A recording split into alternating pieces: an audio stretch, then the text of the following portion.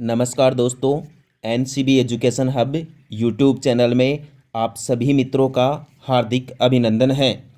आज की video class में आप राजस्थान के भूगोल के महत्वपूर्ण टॉपिक राजस्थान के भौतिक प्रदेश के बारे में अध्ययन करेंगे। देखिए दोस्तों, हमारी क्लास प्रारंभ करते हैं।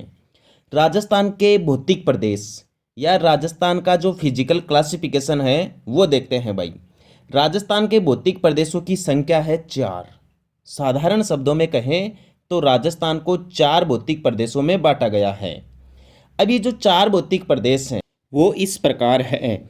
जैसे पहले का नाम है उत्तरी पश्चिमी मरुस्थलीय प्रदेश, दूसरे भौतिक प्रदेश का नाम है अरावली पर्वतीय प्रदेश, तीसरे भौतिक प्रदेश का नाम है पूर्वी मैदानी प्रदेश और चौथे भौतिक प्रदेश का नाम है दक्षिणी पूर्वी पठारी प्रदेश। ध्यान रखना दोस्तों, राजस्थान के इस दक्षिणी पूर्वी पठारी प्रदेश को हाड़ौती का पठार भी कहते हैं। अब आपसे यहाँ सवाल ये भी पूछा जाता है कि कौन सा भौतिक प्रदेश किसका अवशेष है। तो जो उत्तरी पश्चिमी भौतिक प्रदेश है वो तो टेथिस सागर का अवशेष है। आप ये भी ध्यान रखना कि हमारे राजस्थान में जितनी भी खारे पानी की झीलें हैं वो सभी टेथिस सागर की अवशेष हैं। जो पूर्वी मैदानी प्रदेश है वह भी टेथिस सागर का अवशेष है। इसके अलावा अरावली पर्वतीय प्रदेश और दक्षिणी पूर्वी पठारी प्रदेश गोंडवाना लैंड के अवशेष हैं। आपको बता दूं, सबसे बड़ा भौतिक प्रदेश तो है मरुस्थलीय प्रदेश और सबसे छोटा भौतिक प्रदेश है हाड़ौती का पठार। नेक्स्ट क्वेश्चन देख लीजिए दोस्तों। अब हम बात करते हैं उत्तरी पश्चिमी मरुस्थलीय प्रदेश की, यानी पहले भौतिक प्रदेश के बारे में विस्तार से पढ़ते हैं।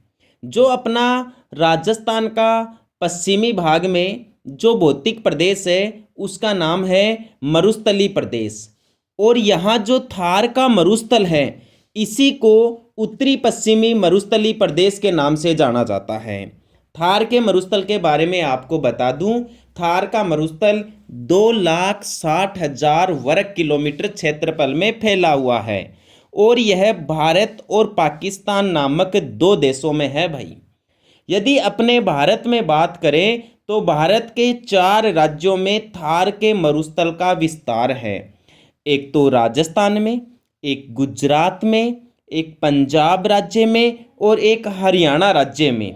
जो भौतिक प्रदेश है ये थार का मरुस्थल, इसका सबसे ज़्यादा विस्तार राजस्थान राज्य में है और सबसे कम गुजरात राज्य में है। राजस्थान लेवल पे सवाल ये पूछा जाता है कि थार के मरुस्थल में राजस्थान के जिलों की संख्या कितनी है, तो 12 जिले आते हैं भाई।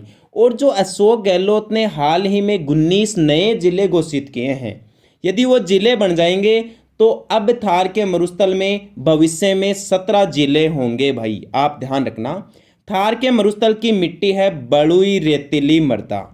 यहाँ पर वर्षा होती है 50 सेंटीमीटर से कम, और यहाँ जो वनस्पति है उसे मरुद्भिद या जीरोफाइट के नाम से जाना जाता है। आम तौर पर जो कांटेदार वनस्पति होती है, बबूल, खेजड़ी, फोग, इस प्रकार की वनस्पति, इसे हम मरुद्भिद वनस्पति कहते हैं या फिर जीरोफाइट वनस्पति के नाम से जाना जाता है। अगला सवाल देखिए दोस्तों, थार का जो मरुस्थल है इसके उपनामों के बारे में भी सवाल पूछा जाता है। जो थार का मरुस्थल है ये दुनिया में सबसे ज़्यादा जैव विविधता वाला मरुस्थल है। विश्व में सबसे ज़्यादा जैव विविधता वाले मरुस्थल का नाम थार का मरुस्थल ही है। आप ये ध्यान रखना, बहुत गजब का सवाल है दोस्तों।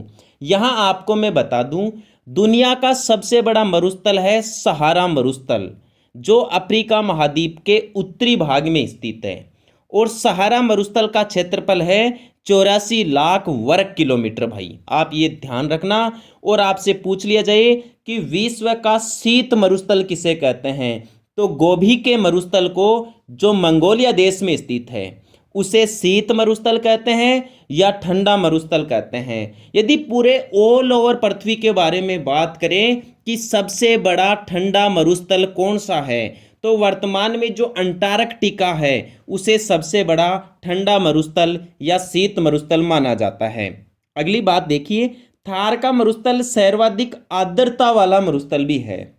यानी दुनिया के जितने भी जो गर्म मरुस्थल हैं उनमें यदि हम आर्द्रता की दृष्टि से देखा जाए तो थार का मरुस्थल सबसे ज्यादा आर्द्रता वाला मरुस्थल है और सबसे ज्यादा वनस्पति वाला मरुस्थल है। ध्यान रखना, सबसे ज्यादा पशुधन भी थार के मरुस्थल में ही है और सबसे कम आर्द्रता अटाकामा के मरुस्थल में है। अटाकामा का मरुस्थल चिली देश में स्थित है और ये बहुत ही शुष्क मरुस्थल है, यहाँ वर्षा बहुत कम होती है। सवाल आगे देखें, सर्वाधिक जनसंख्या वाला या सर्वाधिक आबादी वाला जो मरुस्थल है वह भी थार का मरुस्थल ही है। और पूछ लिया जाए कि सर्वाधिक जनसंख्या घनत्व वाला मरुस्थल कौन सा है, तो थार का मरुस्थल ही है।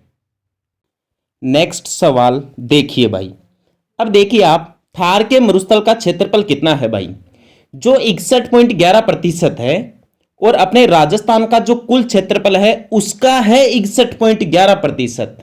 यानी राजस्थान के कुल स्थलीय क्षेत्रफल के 61.11% भूभाग पर थार के मरुस्थल का विस्तार है या उत्तरी पश्चिमी मरुस्थलीय प्रदेश इस भौतिक प्रदेश का विस्तार है। आप यहां यह भी ध्यान रखें कि राजस्थान का क्षेत्रफल कितना है, 3,42,239 वर्ग किलोमीटर। ये राजस्थान राज्य का क्षेत्रफल है भाई। और क्षेत्रफल की दृष्टि से राजस्थान का पूरे भारत में प्रथम स्थान है।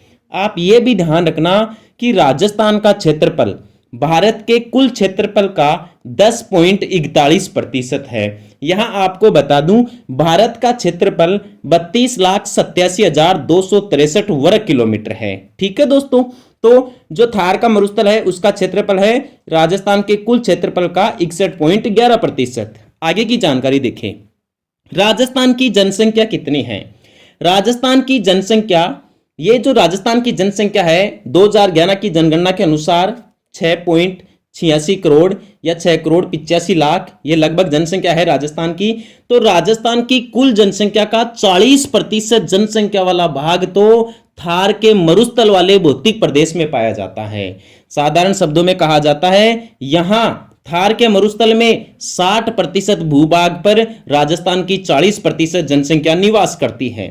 थार के मरुस्थल की मुख्य नदी का नाम है भाई लूणी नदी। यहां लूणी नदी मुख्य रूप से बहती है जो अरावली के पश्चिम से बहती है और यहां की जलवायु है शुष्क और अर्धशुष्क जलवायु। थार का मरुस्थल है, यहां मुख्यतः शुष्क जलवायु पाई जाती है और विषम जलवायु देखने को मिलती है। अगला सवाल देखिए भाई, आप ये ध्यान रखना दोस्तों, आप 25 सेंटीमीटर समवर्षा रेखा। देखिए सबसे पहले तो समवर्षा रेखा क्या होती है, इसे अंग्रेजी में आइसोहाइट कहते हैं भाई। समान वर्षा वाले स्थानों को मिलाने वाली जो रेखा होती है उसे समवर्षा रेखा कहते हैं। और ये जो 25 सेंटीमीटर समवर्षा रेखा है यह थार के मरुस्थल को दो भागों में बांट देती है भाई। कौन से दो भागों में बांट देती है थार के मरुस्थल को, एक तो 25 सेंटीमीटर का जो पश्चिमी भाग है उसे तो अपन शुष्क मरुस्थल कहते हैं और जो 25 सेंटीमीटर का पूर्वी भाग है इसे हम अर्ध शुष्क मरुस्थल कहते हैं भाई। अर्ध शुष्क मरुस्थल को राजस्थानी बांगड़ के नाम से भी जाना जाता है। यहां सवाल पूछ लिया जाता है कि राजस्थानी बांगड़ किसे कहते हैं, अर्ध शुष्क मरुस्थल को राजस्थानी बांगड़ कहते हैं, जिसे लूणी बेसिन, घग्गर बेसिन, नागौरी उच्च भूमि इन नामों से जाना जाता है भाई। ठीक है, तो ध्यान रखना आप कि 25 सेंटीमीटर समवर्षा रेखा थार के मरुस्थल नामक भौतिक प्रदेश को दो भागों में बांटती है।